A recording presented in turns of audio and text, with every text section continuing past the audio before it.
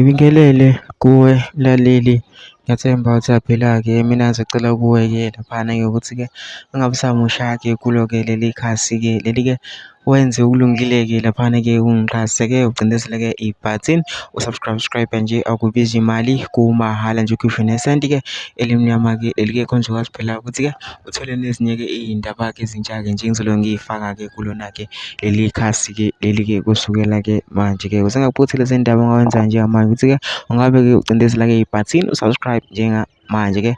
Udaba kulethele lona-ke namhlanje-ke laphana lithi-ke uJacob Zuma-ke laphana-ke umongameli-ke we-MK-ke usebeke imithetho-ke emisha-ke laphana-ke kwi-MK njengokade-ke laphana-ke ekhuluma-ke nemida-ke umemezele konke-ke lokho-ke. Le mithetho-ke lena-ke uma-ke ngikufundela-ke ngizofundela-ke nje yona-ke uyizwe-ke laphana-ke. MK Party President Jacob Zuma uthi ngeke ibe khona i-conference yokukhetha abaholi kwi-MK Party. Uthi why kumele kukhethwe ubuholi obusha uma lobu obukhona busenza kahle. Uveza nokuthi kukhona abaholi esibaziyo abakhethwa ngenxa yemali kodwa abakwazi ngisho ukuhola. Namabhizinisi ekuthiwa banawo bawathola ngendlela engaqondakali.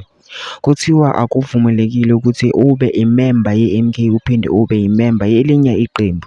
Kodwa okuka-President Jacob Zuma kona ku-strategic umthetho we-MK uyakuvuma lokho kuyena. Lokhu akuvuni uJacob Zuma kuphela, akhona namanye amalunga e-MK asangamakhansela kwamanye amaqembu okwamanje. Kuthiwa alikho ilungu le-MK okumele lidelele or lithuke abanye abantu, noma ngabe labo bantu baphuma kwamanye amaqembu noma ngabe bayaphikisana nawo.